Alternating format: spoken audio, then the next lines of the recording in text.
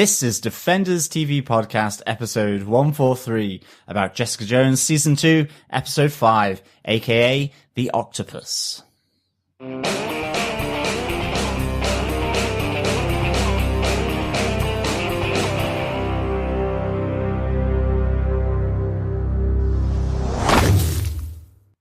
Welcome back, fellow Defenders, to this episode of Defenders TV Podcast number 143, all about aka The Octopus, episode 5 of season 2, Jessica Jones. Yes, welcome back, super ladies and super gentlemen and fellow Defenders. I am one of your hosts, John. I'm one of your other hosts, Derek. And I am the nominal Chris Jones. I've been using titular for the last while, so I decided to get a seminal titular, and I'm going for nominal in this episode. I like it, Chris. I like it. It's excellent. Yes, the nominal. How are we doing? 5 episodes in of Jessica Jones so far. Yeah, loving it. Yeah. And we get a bit of Octopussy in this episode with the aquarium. Yeah, cool. Although I did think the octopus was in a very small tank. I kind of felt slightly sorry for it. I did, yeah, I must say. I know they can fit through sort of a centimetre diameter or something like that because they've got no bones. But I was thinking, give it some space, lads. Give it some space. I don't even know where to begin with that one. I'm like, moving swiftly on.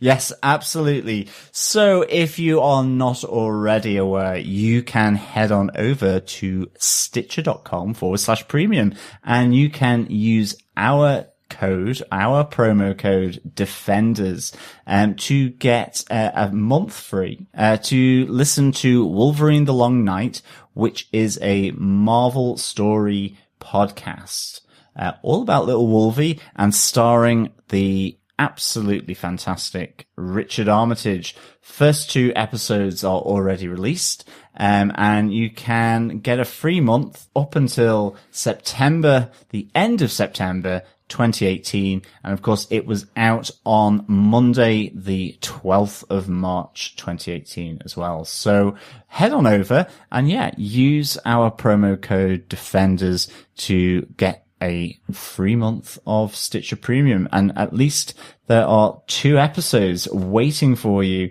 In fact, dare I say it, 3 at this stage, waiting for you to listen to the Wolverine the Long Night podcast. Yes, Stitcher really surprised us after telling us there was going to be 1 episode a week. There's actually been 2 released on March 12th, which I've listened to both of them. Really interesting storyline, very different.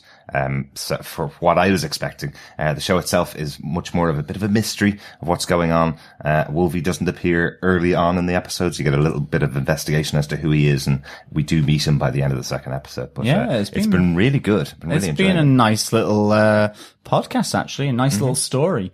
Well, we know that you love Marvel, you love old Wolvie, well, most likely, and you love podcasts, definitely, because you're listening to us right here. So it makes sense. Go check it out, and you get a month free. Just make sure you tell them that you are a fellow Defender by using our promo code Defenders. We like to give back, so we're sharing the love. Absolutely. And of course, remember to subscribe, rate, and share the love and sharing the Defenders TV podcast. Please head on over to defenderstvpodcast.com and click any of your favorite subscribe buttons to subscribe to your favorite podcast catcher. Because, of course, we are here with season 2 of Jessica Jones and our current crossover event, Doctor Strange Damnation, and that crossover event with 3 other fantastic podcasts involved in that as well. Just head on over to Defenders TV Podcast and check out the podcasts in that series. Yes, we'll also be reviewing Avengers Infinity War on most likely the week of release, so keep your eyes peeled for that. It's coming very soon. So yes, fingers crossed we have no dead heroes by the end of this movie, but I don't think so. Anyway, jumping on to a happy note, yes. Should we get some feedback for episode 1 to 4? Yes. Derek, fire up the engines. Yeah, our first piece of feedback comes in from Dave from the Comics in Motion podcast. Hey guys, it's Dave from over at the Comics in Motion podcast. Just wanted to drop you a quick voicemail and say how much I love the show. It's always the first place I come to when a new Netflix series drops. I'm getting towards the end of the series myself, and I just wanted to comment on Rachael Taylor's performance. I think the range of emotions she shows throughout the series is honestly quite amazing, to be frank there. So probably not the Hellcat I was expecting. Maybe the one I deserve. But anyway, just wanted to say great work, guys. Keep it up. Catch you later. Thanks so much for that feedback, Dave. Really good to hear from you. Absolutely. Thank you, Dave. And yes, I think the glimpse of Hellcat in this episode is pretty cool. You know, we do see her taking a bit of snuff, I suppose, through her inhaler. And so interesting to see how that goes. We have postulated the appearance of Hellcat. Mm-hmm. Cheers for the feedback, Dave. Really appreciate it. Yeah, loving the range of what we're seeing from this actress, and fingers crossed we actually get the Hellcat that we want, also need, by the end of this. You're probably ahead of us, so you know more, but as of right now, at the end of episode 5, we are definitely starting to see a more feisty pussycat. Yes, definitely. Wow. Yes, and with that scratching of kitty litter, we move on to our feedback from our Facebook group. Jim Carey goes, okay, my thoughts. Number 1, opening theme. Is it different? I found myself liking it a little more than season 1, but I'll probably skip past it for almost all the other episodes, as is my habit. Thank you, Jim. Absolutely. Are you a skipper of the opening titles, or are you not? What is your preference on Netflix? But it is the same theme tune as season 1, but it's been over 2 years since you heard it. So, it is definitely the same theme. Moving on to Jim's second point. I didn't think Cheng was an a-hole, although I thought JJ was her usual a-hole self, and he just pushed back. Of course, Jessica was tailing him. I'm sure there's more to him than meets the eye, and I'm sure we'll find out more in episode 1. Probably powered. Ooh, that's a little bit of a theory there, I think, from Jim. Interesting. I wonder what power it is. Maybe it's a holiness, or something to that effect. But yeah, nice little theory, and we'll keep an eye on Mr. Cheng. Yes, Jim, and just remember, they prefer gifted. Just saying, apparently from the last episode, they prefer gifted. Moving on, Jim's third point. Super. You're the weakest human I've known. Yes, exactly. I don't care if she's our hero. He's absolutely right and would be the last person picked on my team if I was picking one. Yeah, that was fairly harsh words by Cheng indeed. But certainly, Jessica is dealing with a lot of issues here. There are moments of weakness in her strength. Point 4. I guess the word powered is a thing now, as is the term damn Skippy. Yeah, episode 1 it was all about powered. Episode 4 it was all about gifted. So it does move around a bit as it did in season 1, which caused our original discussion, Chris. Yeah. Jim goes on to say the movie on the roof or whatever, super horrible directing, I think. Could not tell where they were, how the movie was playing, why there was no audio. And damn it, how did Trish get out? It's not a meaningless detail. We already know she's being followed. It could have been the start of her getting attacked in some way. This was a poorly executed scene all round. I did wonder how Trish got off that rooftop. Jim continues on with, so Jessica gets powers, 17 years ago, and this wizard guy gets powers whenever, and they both, by narrative anyway, happen in the same place by some evil corporation that still has an active presence in some of their subjects' lives. Yeah, I think that's a setup for the rest of the season. I think we're going to find out more about that as we go along. And as we already have by this stage, by episode 5, these are just Jim's thoughts on episode 1 so far. Absolutely. And finally, Jim says, me, wizard, and something else sure looks like a lizard man. I think every one of that first barrage of potential clients was onto something. Interesting. Interesting. Yeah, I know we talked about those individual clients in the first episode and what we thought they meant. But definitely share your thoughts about the previous episodes. That's cool. Yeah. Thanks so much for your thoughts on episode 1, Jim. There's some interesting ones in there. We did talk about some of the pieces where Jessica was interviewing people about the cases that she could possibly be taking, which I think is the reference there to Lizard Man. I think that's a reference to an 80s movie. But yeah, definitely share your thoughts about episode 1 and the rest of the episodes as you go. Jeff Childs also went over to our Facebook group. He says, I'm digging the film noir vibe, voiceovers, hard drinking, and actual detective work. Well, that's what we've come to expect from Jessica. So yes. I'm really glad that's back for this season. Yes, Jim was back for episode 4, where he actually gave us more feedback over on our Facebook group, on which he went on to say, episode 4, in which people finally started answering their phones. Yeah, I'm not gonna lie, it's a problem. I tell my mother this every day. I'm like, it's a mobile phone. It goes with you. It's in the name of it. It is mobile. But anyway, let's continue on. Jim then went on to say, previous episode, geez, does no one have a super emergency codes like 911 in the States? And when you really need to tell your BFF that her life is danger, don't you just send a bloody text message? Let alone a vague call me voicemail? Yes, Jim, completely understand where you're coming from. All I have to say is narrative storyline. Do you know what I find really funny? One of the first teasers that the Facebook page for Jessica Jones season 2 put out was a whole gag about the fact that nobody answers their phones. It is basically everybody trying to catch Jessica and not being able to catch her, or her phone running out of battery, or she just having 2-second calls with people. So they knew this themselves when they were making the show, that this would become a bit of a joke. So they're definitely aware of it. Yes. And it's fun. It's well, like, you can't set up suspense with, hold on, I'm on the phone. Oh, no, I've got another call coming in now. Mm-hmm. And then you just have this one-sided conversation on a phone. Yeah. Yeah, it just doesn't work for TV. It's not but I know where you're coming from. In real life, it is annoying. Yeah, it is the problem of mobile phones. Because you can never be in the dark about anything, potentially. Thank you, Jim. On to our final bit of feedback from Ronaldo. I just have to ask, Malcolm, when looking through his Tinder, stops at a beautiful young woman, 27, named Marlene. Could this be the one in the same Marlene from Moon Knight, Mark Spector's future partner? It certainly could.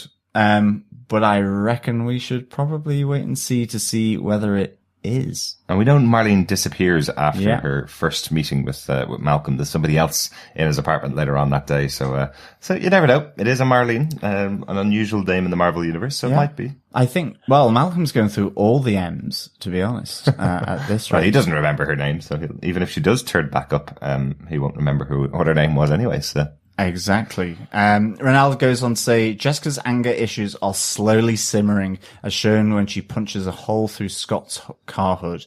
We need to see Danny Rand so he can teach Jess how to center her chi. I think that would be pretty good, to be honest. And finally, so much to love about this episode. The role reversals of Griffin and the Super. I'm liking the flawed forger now, and my suspicions of Griffin are understandably increasing. I'm absolutely loving Hogarth's story. Carrie-Anne Moss deserves credit for her performance. Ice cold, but we still feel empathy. Amazing. The discovery of Inez as a nurse and the haunting parallels between Hansen and Jessica are intriguing. Trish with the inhaler, loved how her vision altered. Brilliant touch. Cheng trying to poach Malcolm, then his ploy to steal info from Jessica. Overall, there are so many moving parts to each episode that it consistently has me glued to the screen. Very different from the other Netflix shows which rely on action and pace to promote entertainment. This season of Jessica Jones relies on interactions between an expanded but always interesting cast. Thank you, Ronaldo. I think this has been really sort of expansive in how it's looking at all the characters that certainly we knew from season 1, but certainly I think they're being fleshed out here. And of course, without the presence of the all-powerful, all-controlling Kilgrave, I suppose maybe we get a sense more of their free will as well. Yeah. Which is really interesting. Thank you very much, fellow defender, Ronaldo. And yes, to all our fellow defenders, thank you for those who've sent in feedback so far. And yes, for those of you who haven't sent any feedback, don't worry, we want to hear all your thoughts, so make sure you go over to DefendersTVpodcast.com click on where you want to give us feedback. You can leave a voicemail. You can go to our Facebook group or on Twitter. Wherever you want to give us your feedback, don't send it over and make sure it's just marked for which episode you are talking about. We want to hear from you. But gentlemen, I think it's about time we kick off into episode 5. Derek, do you want to give us some of the episode details? Absolutely, yeah. Episode 5 of Jessica Jones Season 2, aka The Octopus, was written by Jamie King. She wrote 2 episodes of Season 1 of Jessica Jones, wrote aka Sin Bin with Dana Barata, and was credited writer on aka Smile, the Season 1 finale. So some quite serious credits there. Those 2 episodes were huge. I remember one of them being a little bit controversial on our review, but definitely an enjoyable episode for me. The episode was directed by Millicent Shelton. Millicent has been working in TV for many, many years. She's got tons of directing credits right back from The Bernie Mac Show in 2005, My Name is Earl in 2009, 3 episodes of The Flash, and an episode of Marvel's Runaways quite recently. So already worked in the Marvel Universe before, but first time on Netflix. I loved My Name is Earl. Absolutely loved it. That's the one you picked out? Yes. I know, but I have to hold one thing against her. She did 4 episodes of the show. Everybody hates Chris. That is not true. I'm pretty sure there's some defenders out there that love me. So, we love Chris. Not everybody hates Chris. Most people not hate at Chris. all. We love you, Chris. And even not It was a good show. And even not everybody hates Chris Rock either. No. And no one hates Chris Jones. No. They'll love you. Exactly. John, Love you. John, do you want to tell us what they gave us with your synopsis? Sure. Jessica Jones is in police custody and backed into a corner, accused of the murder of Nick Spanos, one of Cheng's associates. With nowhere to go, she is persuaded by Jeri to tell the truth to the police and share her intel on the killer at loose. One of the detectives questioning her, Eddy Costa, who remembers the Kilgrave incident in his precinct, believes her story and releases her. Jessica promises to keep Costa informed as she continues to investigate. Elsewhere, having been bailed from custody, Trish struggles with the after effects of using the IGH inhaler. A groggy Trish tries to pull herself together with the help of her mother, Dorothy, for an important appointment that turns out to be a proposal from her boyfriend, Griffin. But Patsy turns him down and in the aftermath of her decision takes another puff on the IGH drug. Meanwhile, Malcolm, who is taking care of Inez Green, takes her to Jeri, who agrees to place her in a safe house. But Jeri, with thoughts on her current medical condition, has ulterior motives, as she asks Inez about the types of experiments conducted by IGH. Following up on the leads by Inez, Jessica meets with a former janitor at IGH, David Kawecki, who is now an inmate at a mental hospital serving time for the murder of Green's fellow nurse, who was killed by the mysterious woman. Jones learns of a shared interest in octopi that Kawecki has with a doctor called Dr Karl Malus. Jessica stakes out the aquarium until one day she recognizes the doctor, who she remembers from IGH just after her accident. But he is not alone. As Jessica closes in, the 2 suspects recognize her, and Dr. Karl's companion smashes the aquarium glass to make their escape from Jessica. Yes, Mission Impossible style, wasn't it? Was a bit, yes. Gentlemen, that was a smashing finale of the episode. Should we jump into our case notes? Case note 1. Jessica shares most of her knowledge about her case and that investigation that she's doing with the police that are holding her in custody. Yeah, that was all at the hands of Jeri, pushing her and telling her that this is the only way she's going to get out of prison. I thought it was quite interesting that she's going to be facing 18 months if she didn't do this. She could have been in prison for 18 months. That would have made the show pretty poor, wouldn't it? It would have. It's kind of like, hey, we're in jail. A year and a half later, Jessica gets free. Although I would like to see the perp walk. That would be amazing. But you know the typical, like, Alcatraz where you have people leaning out the bar. Oh, yeah. Like, screaming at her, you put me in here, blah! It'd be kind of more of a purple is the new black then, wouldn't it? Yeah, but see, we've already seen Prison with Luke Cage. True. I didn't think they were going to go that way. Yeah. But I'm so happy. I'm loving Jeri. This is Big fantastic. time. Starting from this multiple scenes in the prison, or the police station, I should say. Mm-hmm. This is the Jeri that's getting interesting. She's getting through to Jessica, and we start seeing changes in Jessica from this. And I kind of I remember in the previous episodes I've been a bit back and forth on Jeri's changes and where they're going with this and how it's going to affect the overall series and the character as a whole. This was cool because the most powerful scene in this outside of Costa, okay? Well, it was a blink and you miss it. Jessica looking under the table, seeing the trash can and sliding with her foot to Jeri. Yeah. And it was just like, it was like the olive branch of like, I was like, oh my God, are they becoming besties? Yeah. It was the Von bucket of friendship was passed between them. I do like this because it does make, it is interesting to see Jessica actually realizing that she's not the center of the world at the moment. There is a huge amount going on and Jeri's quite good at realizing there is a huge amount going on. Jessica's in prison, but she's kind of going, I still have a hell of a lot of important stuff in my own life going on. If you're not willing to work with me, I'm out of here. And that's kind of the moment that Jessica realizes she is working for her. She's actually doing a job for her and she's dying. She's got something else really important that's going on in her life. So, I did really enjoy the interaction between the two of those in this episode. And Jeri is top quality always. Oh, absolutely. Watch, yeah. Like Jeri is representing here, and not just Jessica Jones. I think, she's absolutely fantastic. And I'm really, really enjoying her storyline, for sure. And like you were saying, it is that parallel between the two of them, especially in this moment where, Jessica goes, I'm on my own, and Jeri responds to her, only if you keep alienating everyone around you. Yeah. And it really is almost like that moment where Jeri speaks from her own experience, especially given the situation that she's in. As you say, she's representing Jessica. She's still working, yet she's also trying to deal with everything that is going on here. The one thing I really, though, do like, it's an early sign of validation of your theory, Derek, about what Jeri will do knowing that she's got a terminal illness. There is that moment in the jail when Jessica is telling the cops everything she knows, where she mentions about experiments on IGH, and you get a fantastic camera pan into Jeri, whose eyes suddenly light up, suddenly perk up, and you can see her dying to know more. Sorry, no pun intended, of course. Dying to know more about the experiments that IGH has done, and of course, which play out later. Yeah, exactly.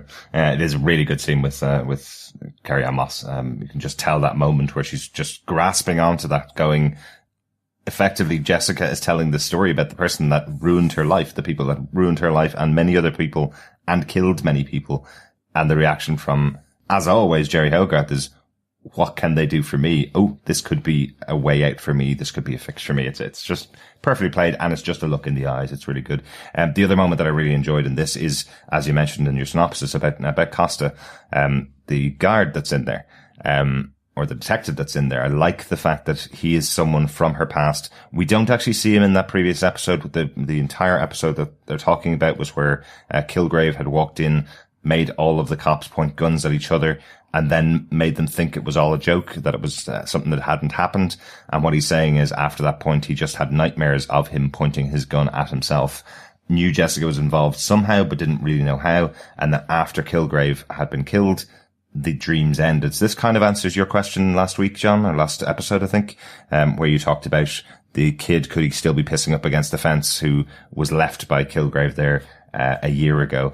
Turns out no, it looks like everything went back to normal after the death of Kilgrave. So that's at least good news. This is helping me with the problem I've had with these series.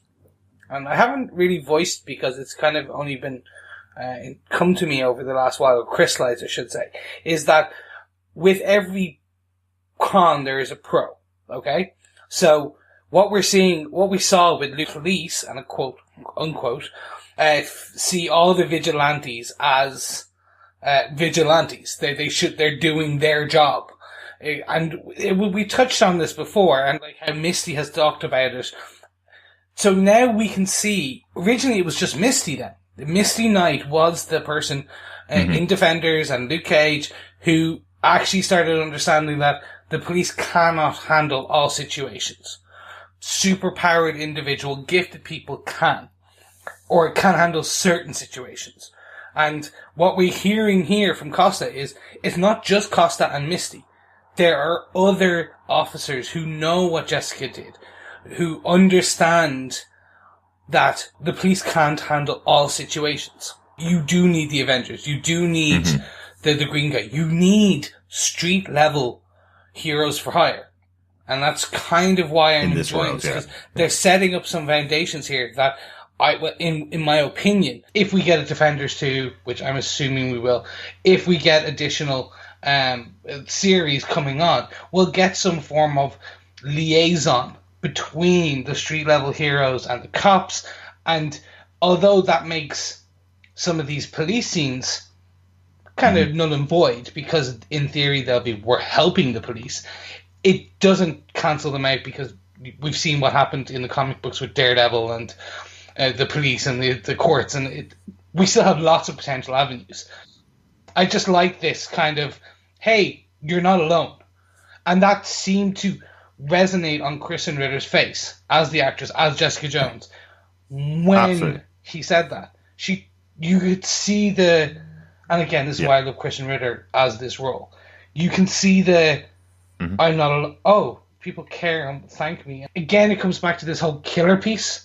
But we can get to that later, and it will come up. But I just love that scene, and I love that she took the card, and she does call him later. So it was just, personally, I think it was fantastic. Yeah, no, that was really good.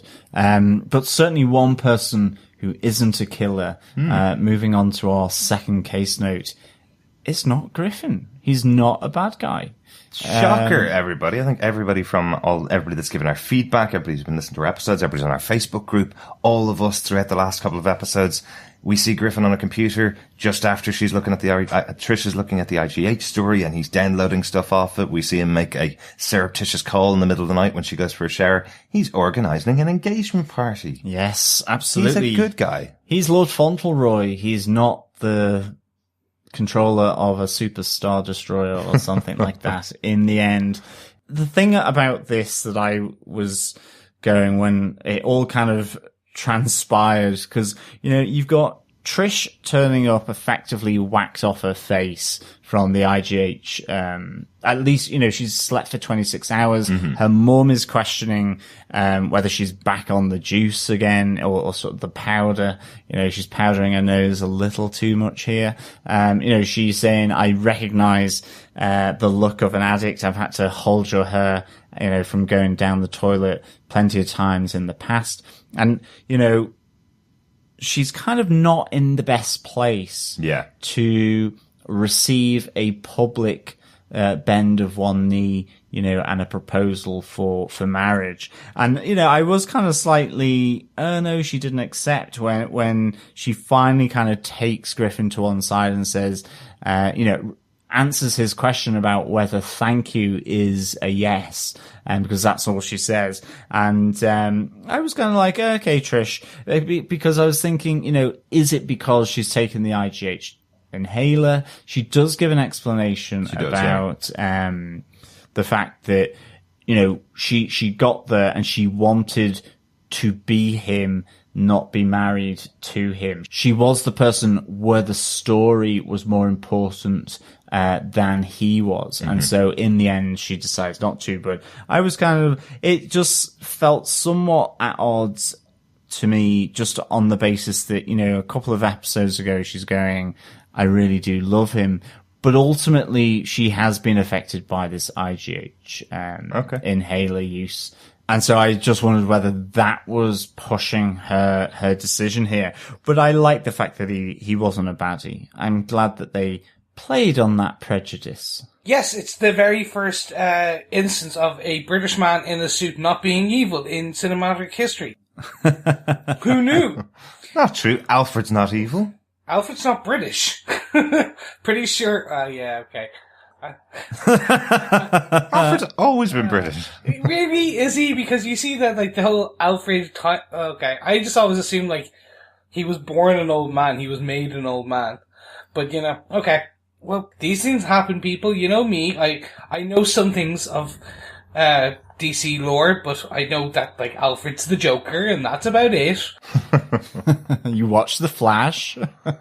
I love this. Okay, look, we all knew it was either going to be he was a bad guy or a good guy. It was a nice twist that it wasn't just him snooping and turning out to be the bad guy, the British bad guy in a suit. It was that he did care for her. He will be back, I'm pretty sure. They'll pop him in and out, and the question is then, does she overcome this mounting addiction, if we want to call it that, by the end of this season to be back with him? Trish's actual emotions seem to be at issue here. And we can see the beginning of this snappy, addiction-filled Trish in this episode, where she slaps her mother. Mm-hmm. And then again, what we can see is that beautiful reaction by the actress in terms of, what did I just do? And this annoys me sometimes, why we don't have Best Supporting Actress in a TV within a streaming show, because the Emmys sometimes don't do that. They class TV as TV. The acting in this is phenomenal. That's great. Yeah. I like why they're taking the character. Big time. This is what we wanted. This is the Hellcat. We are getting the origin of Hellcat. We called it out in the last episode. This is essentially it. She's going to become powered. The question becomes, does some form of getting off it stay within her system? Does it linger? Like, we don't know, because Simpson was killed. Yeah. Is there a better version where it's more permanent? Things like that. I'm interested to see where it goes. Exactly. But at this point, I don't want to belabor in terms of her being the addict, because it's only just begun. Absolutely. Yeah. And the other thing is, Griffin's not a bad guy. It's episode 5. We've still got 8 more episodes to go. So that is true. It is entirely possible this was a bit of a plan from him as well. I'm not too sure I really liked the idea of ambushing her in front of all of her friends and family and saying, the reason why I put you here was because I need your answer to be yes, and you won't say no in front of all these people. I thought that was a bit harsh. Yes, I think my notes said he should really have done it privately. Probably, yeah. It's a moment for you and your future partner. Exactly. It would have kind of been less embarrassing for both. But yeah, I'm the same. I'm really pleased that they're taking Trish here. And, you know, she's been that kind of bedrock for Jessica, and they're potentially inflicting her with an addiction that will absolutely make that crumble. I'm really hoping they go that way, because I think that is a kind of nice seesaw within this series. If they go down that route, I think, it would be really good to see, but she's certainly, wanting to get hands on that puffer, a fair few times. She takes another one because it helps her with that groggy sort of down element of post IGH inhaler use. I think another shout out here has to be for Trisha's mum, Dorothy. I thought she was really excellent here. And I know, Derek, you pointed this out when we were watching it. The slap that is given to Dorothy by Trish, is just really fantastic. She takes the inhaler again soon after that, kind of to pep her up to go, when she's kind of, ambushed by Griffin with the proposal. But, Dorothy is excellent. There's a nice bit of framing here. I love Rebecca De Mornay in this show. I think she's been fantastic so far. Can I just point out just one slight difference that I have with you guys? I don't think that the IGH thing has anything to do with why Trish turned down the proposal from Griffin. I think she had a moment of realization. I think she's completely clear in her head as to why she doesn't want to be with him. It kind of feels like those are two different storylines that they're given to the character. They just happen to happen in the same day that she's got. Yeah, I can see what you're saying there. Yeah. It's just the reason why I'm thinking that is because Rebecca De Mornay's Dorothy is pushing her into this situation, going, he's the right guy for you. You have to have him. He's got all the money. He's got a great career. Effectively, you can just be at home and live your life and be married to him. And she's already said to him before she doesn't want to be his girlfriend. She wants to be herself with him. She did say that in the last episode when he was trying to offer her a job working in the same company that he was working in. She basically said to him, I don't want to be the person that's known as your girlfriend. So it's not coming out of nowhere. It's just where I want to make the distinction between those two stories. She has already said to him that she's not very happy with him, but. Yeah, no, I definitely can see that. I think, we would have just all loved a good celebrity wedding. No, I completely agree with you, and I like it, but let's see how these stories intertwine. There will be a form of intertwining of them. But yes, I agree with you. Should we move on to the next point, gentlemen? Our case note number 3. Inez is in protective custody.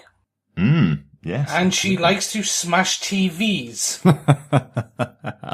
I nearly wanted to smash my TV to get at her when she did that. I was like, you do not destroy a man's TV. This was a very fun thing. Absolutely. The scene, well, one, we get to see Malcolm interview her like Jessica would. Yes. But in his own style. So we can see the associate in Alias Investigations really taking on his role. What I really enjoyed then is he's able to control the situation where Jessica's probably rubbing her up the wrong way, is the best way of putting it, sends her off. But then we see his version of the Jessica PI, where he says, bait in the water. I think I'm paraphrasing, but he basically calls her, fine, we'll make you the bait in the water. That's fantastic. We see Malcolm is he's taking parts of both. I think he's taking a lot of Jessica. I think this is part of where his issues are starting to come in, to be honest. I love these scenes. I think they're really, really good, but I think what we're seeing here is Malcolm doing what would Jessica do, is what he's saying to himself in all of these scenes.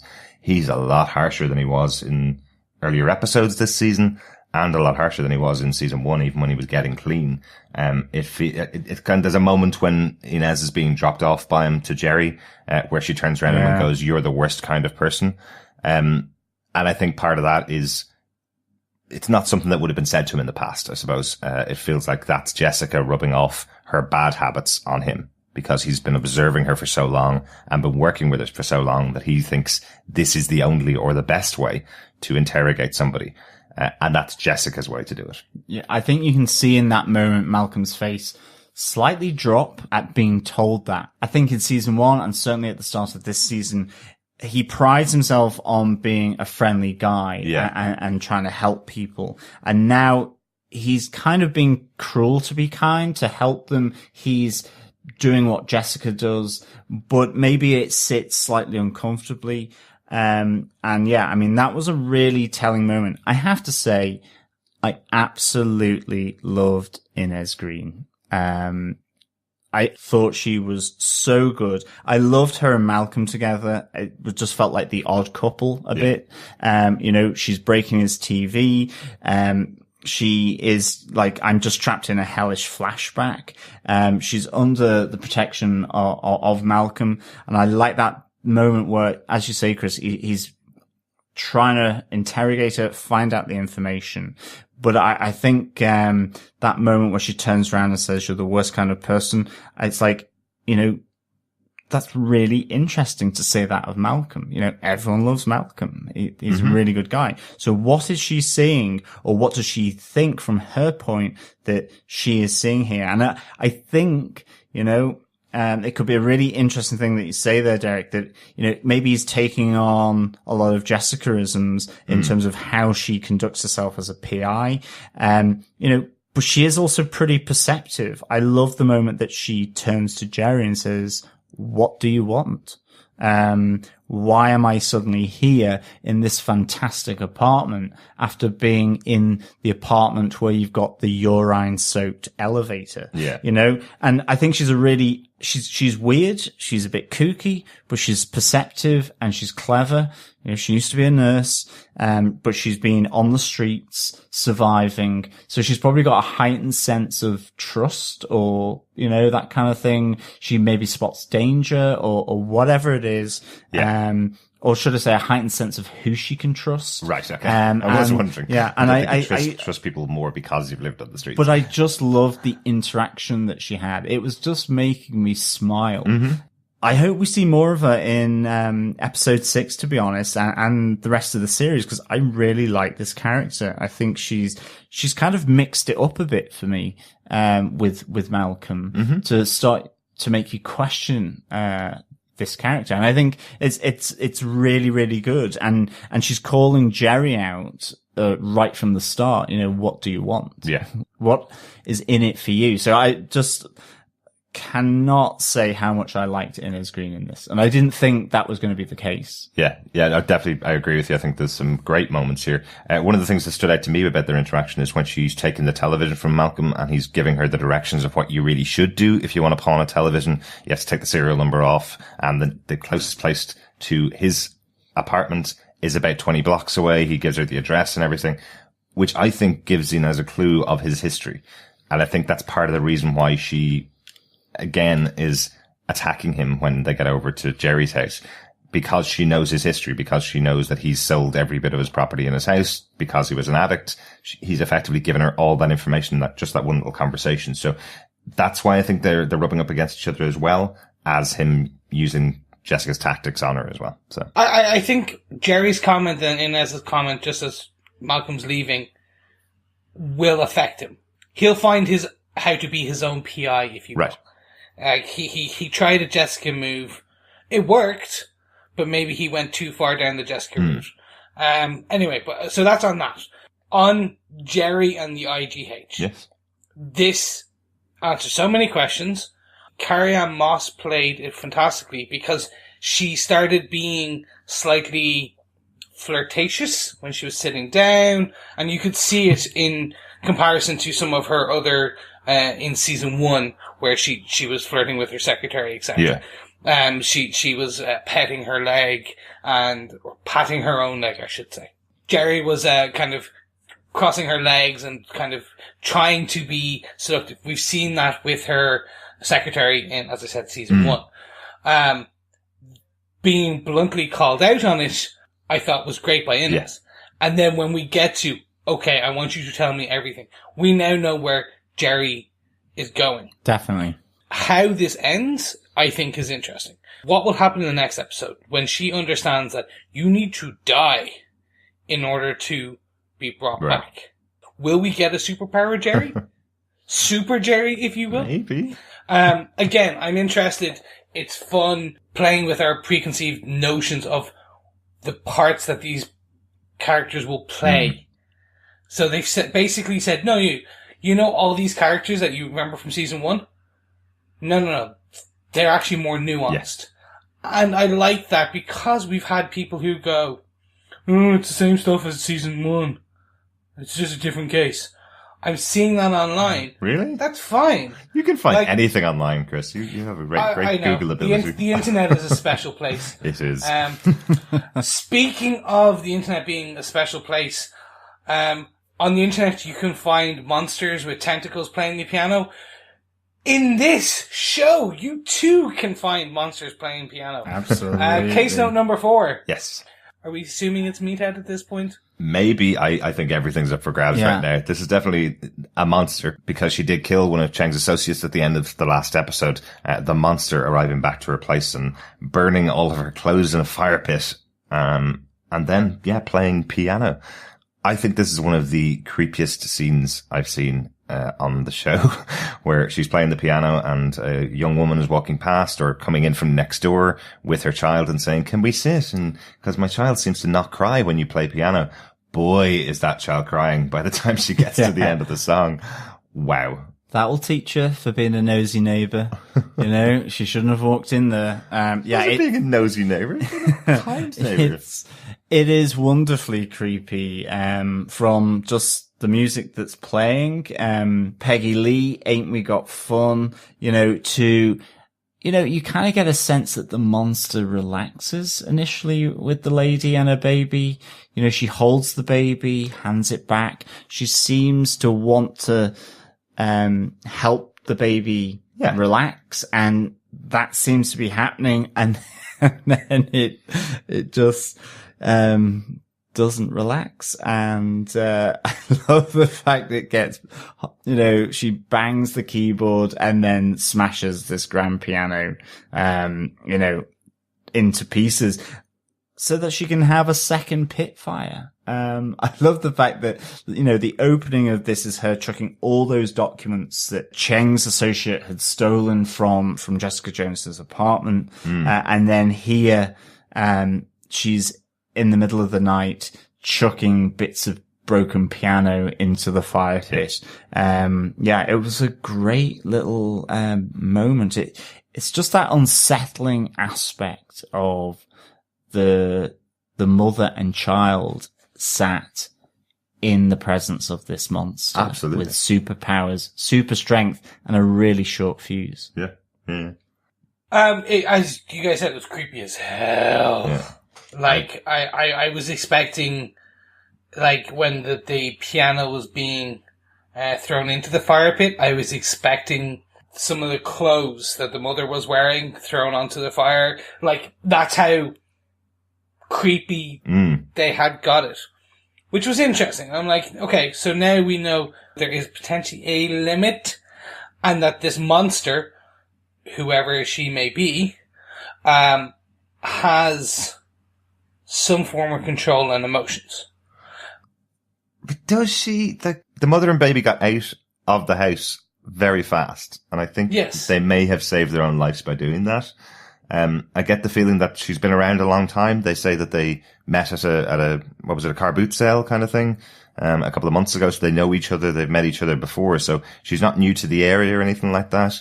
The monster, she's been living there a while. So they do kind of know her, but they take the understandable cue that something is going on with her, as she starts to play the piano faster and louder and faster and louder until she smashes it. But they definitely get out of the house. It's not that she releases them, because she's still smashing the piano as they're leaving. So she acts like potentially she does not know who they are, even though when the neighbor goes, "Hey, we met before." Yeah. So I do that all the time with my neighbors.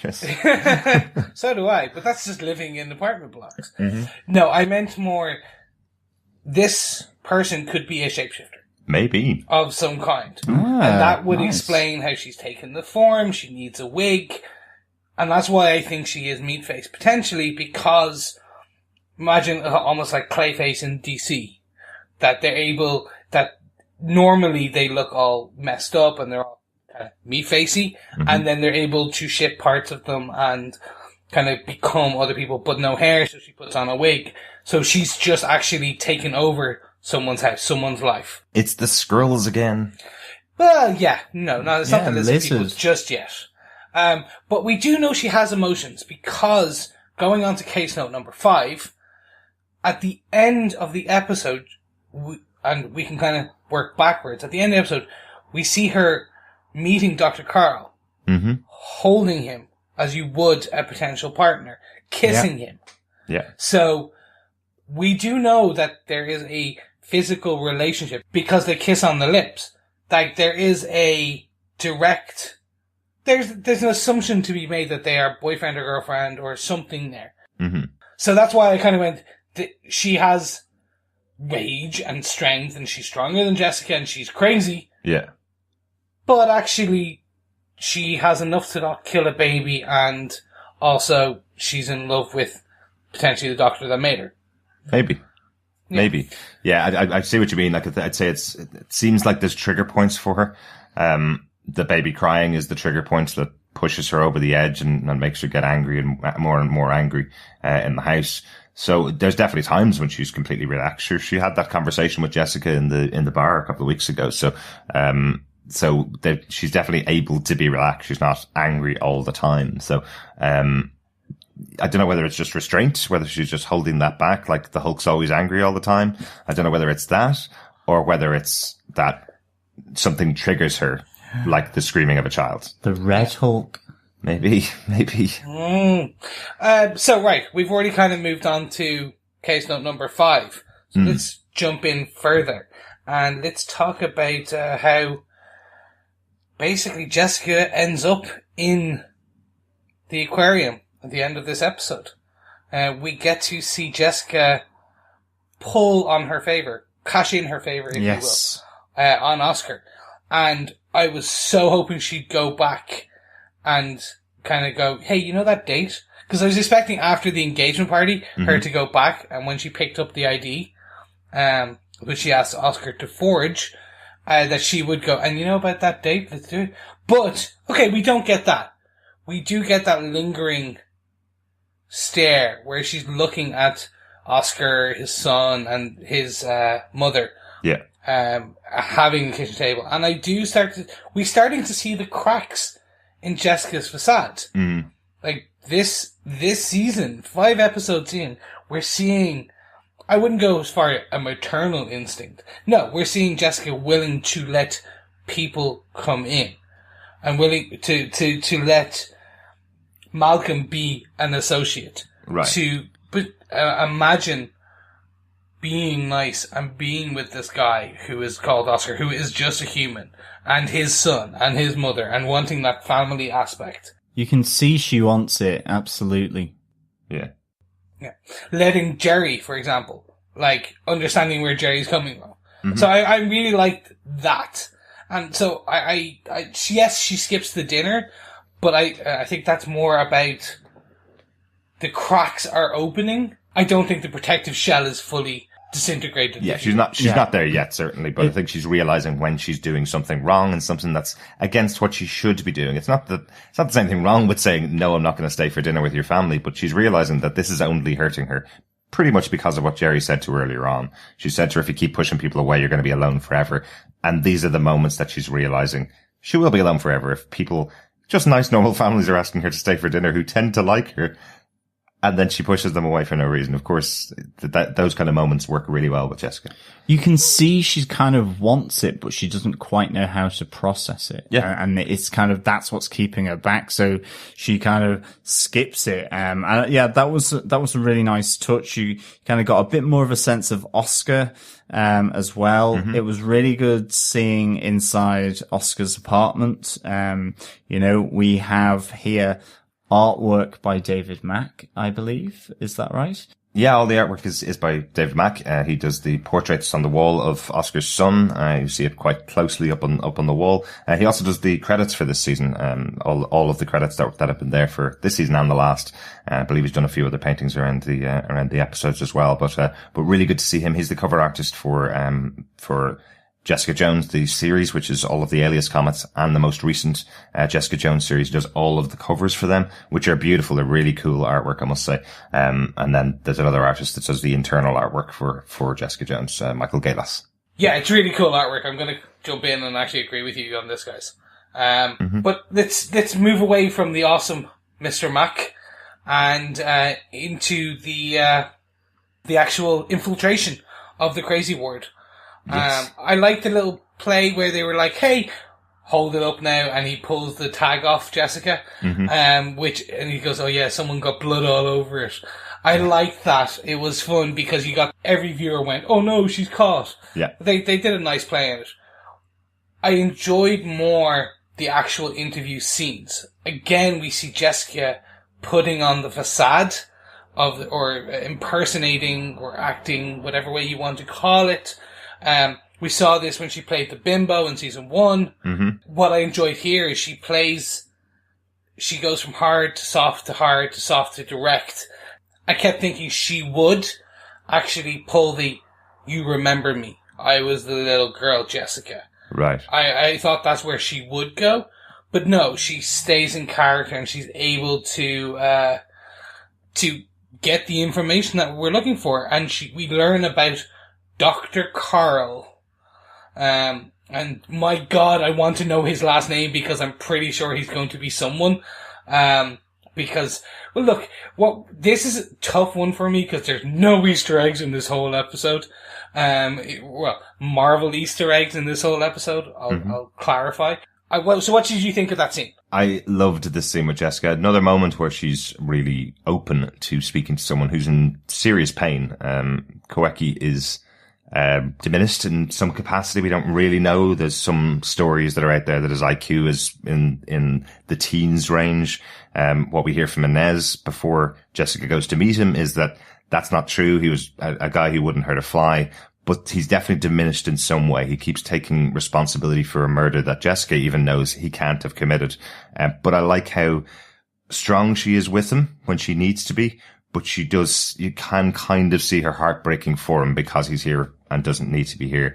And obviously because someone in power has made sure he's been there. So I think Jessica's not going to be holding back with Dr. Karl when she meets him in the future because of what's happened to Kawecki. And now that she's seen him, I love those kind of scenes with Jessica, just where she's playing it really well. It's, almost like the reverse of Silence of the Lambs, where the timid one is on the inside of the jail cell and the strong one is on the outside of the jail cell. It's almost like that reverse moment, and I really enjoyed it. John? Yeah, no, I loved how Jessica, it felt like she was doing something different because she was being gentle. She had to kind of tiptoe around this interview with Kawecki because, he's delicate. I think Inez Green says, he wouldn't hurt a fly. He's harmless, but he's younger than his age. And I really liked how she just played that out and how, she's using her different skills. I mean, I do like the fact that she's, initially she's not wanting to teach Malcolm anything. And now that he's become an associate, she's kind of going, there's a lesson here, or your first lesson today kind of thing. She's now starting to teach him, but she plays to the strengths of herself to be gentle and then to ask him to draw it. So, she finds out about Dr. Karl in the end, and knows to go to the aquarium to stake it out, to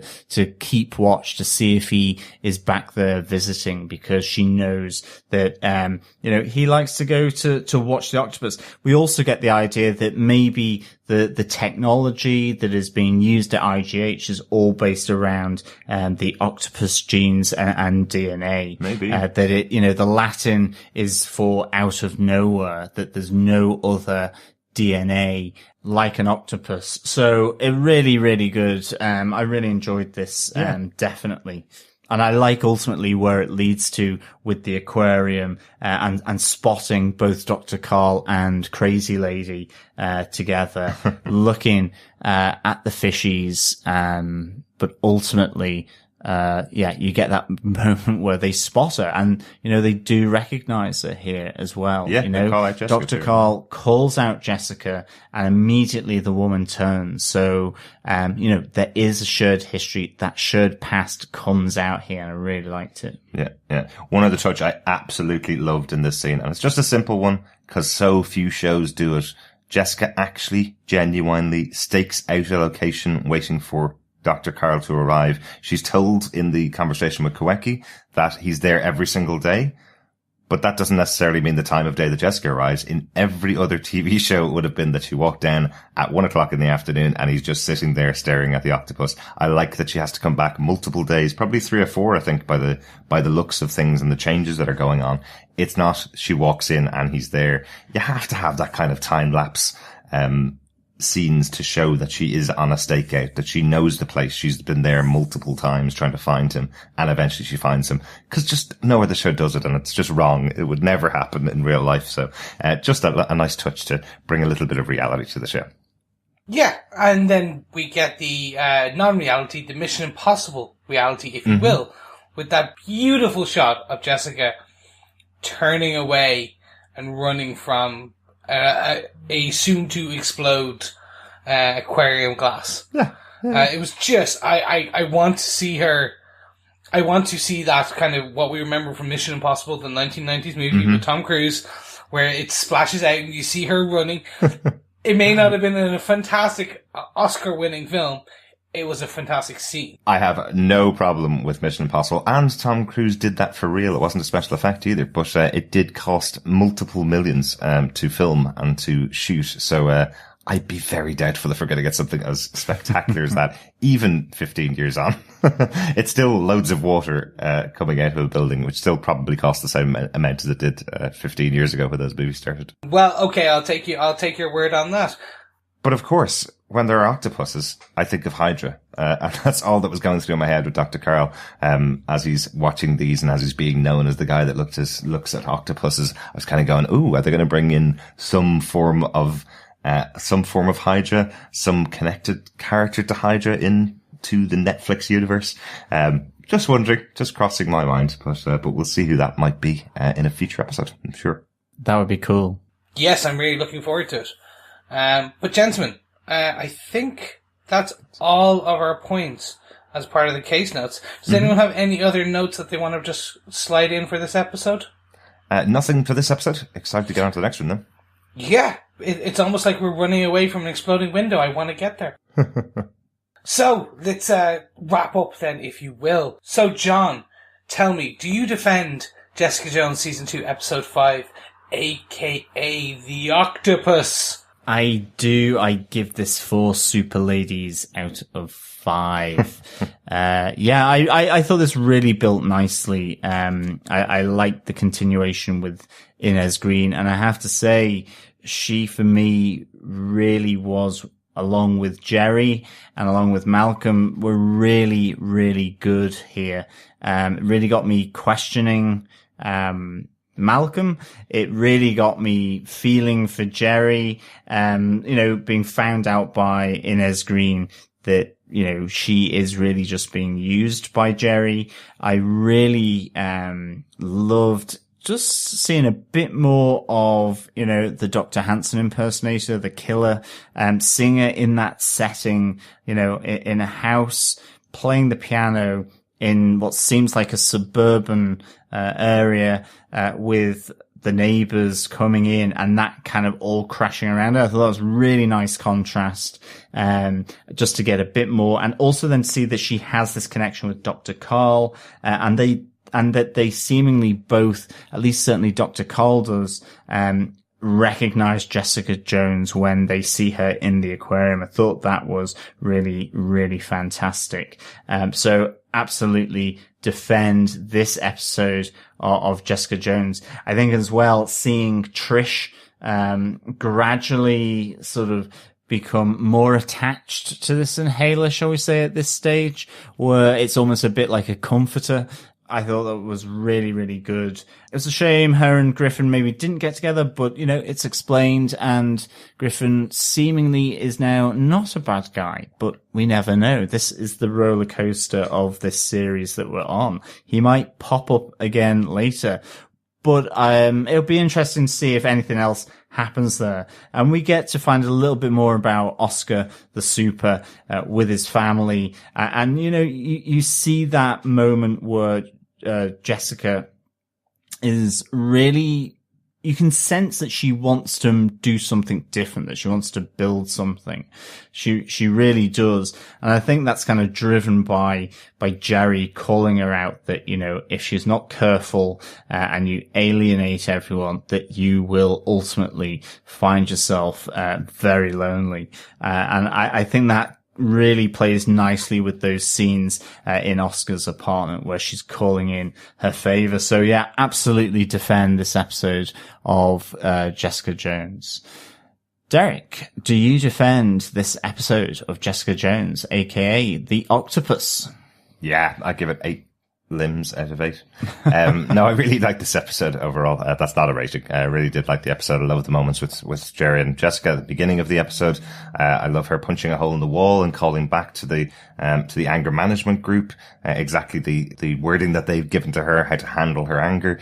She is learning in this series. She's taking inspiration from other people and bringing it into her own life, something that we saw her being very offish about throughout Defenders and Jessica Jones season 1. So we are seeing some changes for Jessica in season 2. I think she's realizing a lot more what she's missing by having her persona and cutting people off. I think she's kind of realizing it. And this is a good example of that in the episode. Loads of other great stuff going on in there, but we've talked about all of that already. Chris, do you defend this episode of Jessica Jones? I do, gentlemen. I'm going to kind of keep this quite short. I'm very happy with where the series is going. We're 5 episodes in. I complained somewhat about the Basil exposition. I've said this in a lot of my reviews, going up to this point. In the last episode, and particularly this episode, we've seen that they've stepped away from that. The characters are growing, where they're changing the expectations of the assumptions of who these characters are and what they do, or how their place within this set world, which is great.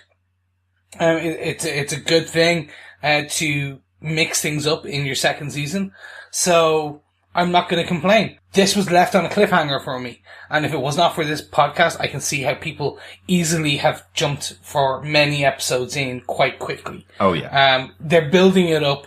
They're building it to a crescendo. I want to get to the end of Act 1 because I want to know where Act 2 is going. And typically, we're 2 episodes away from the end of Act 1, where episode 7, at the end of episode 7, they usually leave us on a nice wham. So I just want to get there now. So who is Dr. Karl and who is the monster? So let's see. So yes, I completely defend this episode. Gentlemen, I think that's everything. So remember, for all your feedback and for all your listening pleasures, head on over to defenderstvpodcast.com. Subscribe to your most drunken or most sober podcast catcher of choice, or head to leave comments, discussion points, reviews, or ratings on any of our social media platforms. And of course, you can leave a voicemail too. We do like to hear voices, just not in our head. But yes, we will be back as always with our Jessica Jones season 2 coverage, where we're going to be looking at episode 6, aka FaceTime. Is that kind of like Face Off, do you reckon? I think it might be speaking to Jim Carrey's point about nobody ever answering the phone. This time they're going to be all on FaceTime. Maybe, yeah. Absolutely. And of course, we will be releasing our Jessica Jones coverage bi-weekly moving forwards. And of course, running alongside Jessica Jones is our coverage of the Doctor Strange Damnations comics with the podcast crossover event with Iron Fist podcast, Into the Night podcast, and Inner Demons podcast. So please also come along and join us for that as well. But I think with that, as always, thank you so much everyone for listening. It's been a pleasure, and we'll speak with you again next time. Thanks so much for joining us. We'll talk to you again really soon. Yes, from the eponymous Mr. Jones, the only true Jones that you need to care about. Thank you so much, guys, and I'll speak to you in the next episode. Bye. Bye.